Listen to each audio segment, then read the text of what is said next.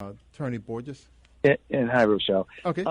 And audience. Hi. This is another instance where the president puts his own personal goals and aims, and his, he makes it all about him. And I see this. We've got the National Defense Authorization Act, which is going to supply our military with money to buy all the armaments we need, and the salaries, and a 3% increase, as you said, for the military. But he just sees everything through his own personal prism and what it does for him. And he is he's holding this up for the purpose of, I think, stopping the protection or ending the protection for these media companies, because he wants to go after Twitter. I think when he leaves office, he wants to go after Twitter. He wants to sue Twitter if he puts something out there on Twitter and they don't allow it. He's looking toward making money. Intimidation is another tactic of his. Intimidation, his bullying. Now he wants to bully Zuckerberg. He wants to bully Gates and everybody else, and have them in a position where they're afraid to call him out on things or to censor him. And I think one of his goals is to create this big Trump communications empire, and he wants to be able to say whatever he wants to say, whether it be social media, what have you. And it's just despicable to tie this to the National Defense Authorization Act. And we need to protect this country, and say when the president takes office, it's to protect the people of the United States and our country from foreign and domestic threats. But he's tying the two together, and he's getting some pushback even from the Republicans on the Hill. So they may override his veto, and they're trying to hesitate on this, but they may override his veto even if he were to veto it. So that's what I'm hoping, and we could have that bipartisanship on both sides, and we need it. Yeah. So, Rochelle, what are your thoughts on this? Because do you think that this is going to have an effect going forward? Because we are now in a time period where we're going to be reorganizing the way that we are perceived by the world as we move into a new administration. And also we're going to be, sort of brought to the table concerning whether these kinds of things that we're doing about censorship, it seems like we have a democratic society, but we do have to make sure that we do have some safeguards on social media, right? And absolutely. Yeah. So absolutely. And Attorney Borges really spelled it out really good, and I think that, we have to protect our children from this also on media, sexual exploitation and sex trafficking, all of those are balled up into that bill, if you will, and will hurt our process of making sure that those children are protected. A lot of parents have to work. They can't always watch their kids, online. Even when they're doing homework and things now online, there's been predators coming on doing crazy things. So you hear that all the time. So we do have to stand up for that. And you're right. It has to be bipartisan. It's everybody's problem. It's just not one side. It's not red. It's not blue. It's red, white, and blue. And I always say that because that's who it affects. It's just not a group of people. It's all the people. Yeah, and so I see, I see some kind of, one piece of this. I'm looking at it, and I can see some arguments on the other side too. I mean, with Trump saying that they shouldn't be shielded from liability and that kind of thing for certain protections, and there is a freedom of speech issue that's in, that's sort of underlying this whole thing, a constitutional issue. But how do you strike that balance? Well, the thing is, Doc, is that freedom of speech, our First Amendment, is not absolute. First of all, okay. You can't go into a crowded theater and start yelling fire, or get on and start what happened up in what was it, Epitome, when one thing happened, somebody sprayed some of that gas or whatever, and it started a stampede, and a lot of people died as a result of that. So you can't go into a theater and say fire. You can't get on a plane and yell, "I've got a bomb." you know, and say, well, hey, well, that's my First Amendment right to say whatever I want to say. So that right is not an absolute right. And if you get on Twitter saying things that are just patently untrue and could be dangerous, I've got a bomb, or I'm going to bomb the federal building tomorrow. I'm taking a bomb to the Empire State Building, and it was all a joke. So you have to have some, you know, censorship of some limitations on your First Amendment, freedom of speech. But you also have to shield, you know, as you said, shield them from liability, because people will put crazy things out there on social media, and you know, they can't be responsible for everything. They can't censor everything immediately. But when it's brought to their attention, they should be able to do that. So there's a delicate balance, as you were talking about, between freedom of speech and ability to the liability protection there. And Trump, you know, it's all about him. He wants to be able to put whatever he wants out there on social media, and he wants to be able to sue them should they not allow him to say what he wants to say without some caveat or some warning, or you know how Twitter does and Facebook and so forth. They can remove articles from there that are dangerous and patently untrue, and they have to have some protection. Yeah, and you have to have some kind of. You sounds like you have to have some kind of moral, ethical base for making those determinations, you know, or you know, if not a legal basis. Because what you were talking about, I was thinking, well, you know, yes, I would like to see Facebook have some kinds of provisions that offer some protections, but then I don't want to see someone going after them as a suppression of freedom of speech. And you know.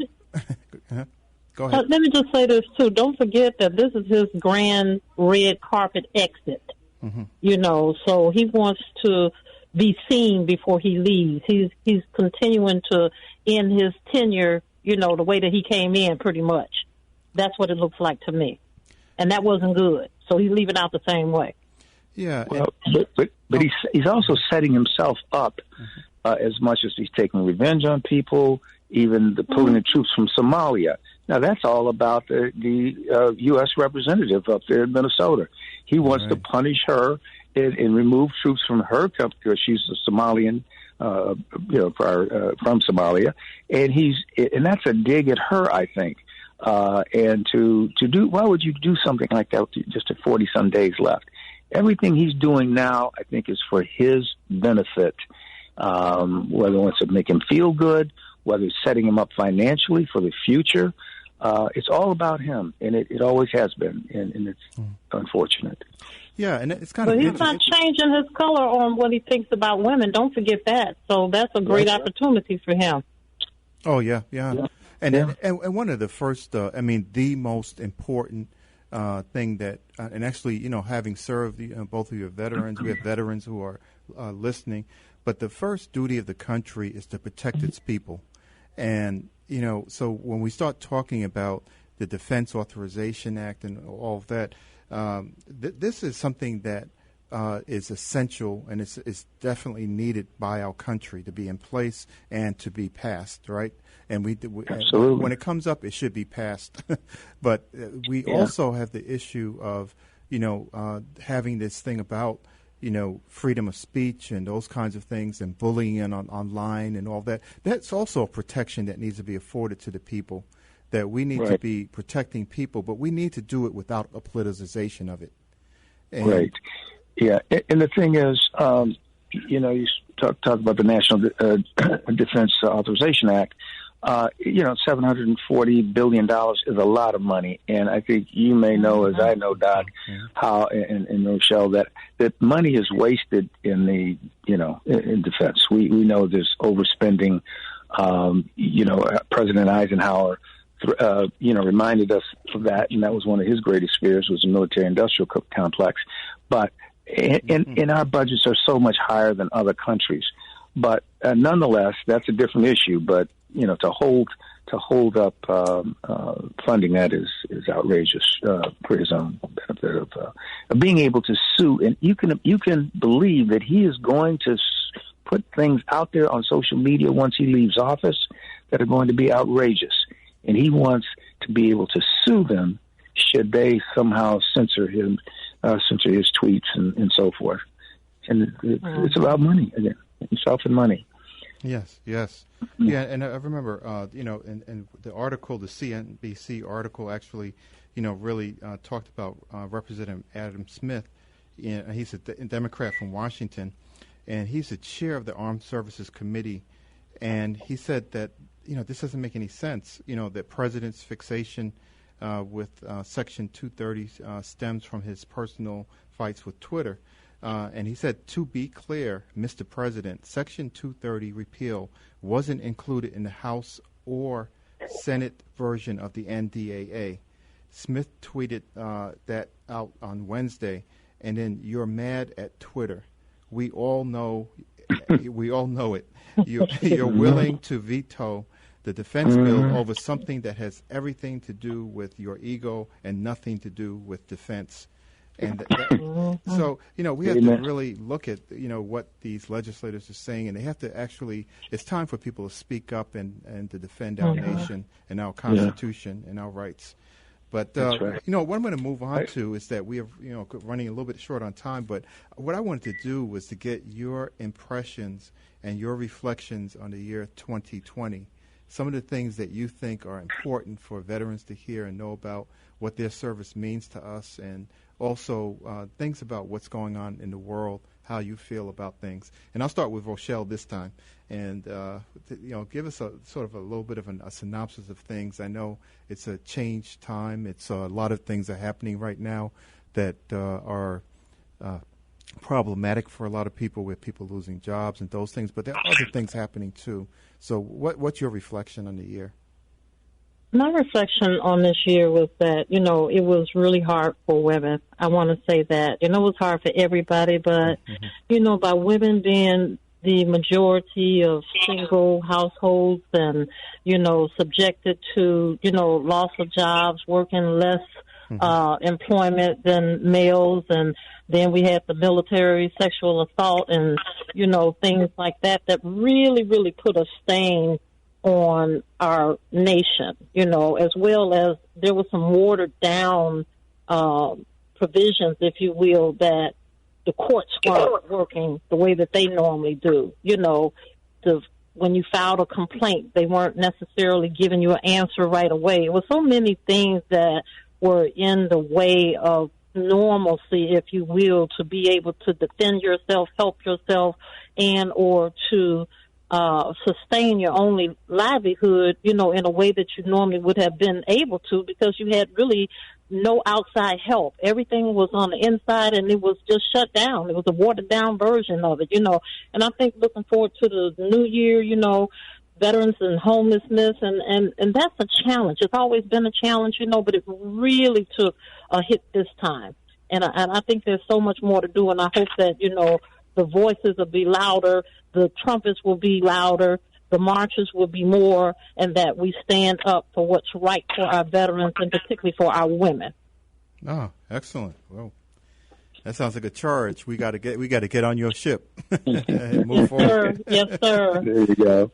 And Ernesto, Yeah, I this year, of course, on a very personal level, was the worst year of my life, because I lost my wife of 28 years. And so that's first and foremost on a very personal matter, just devastating, how devastating it can be.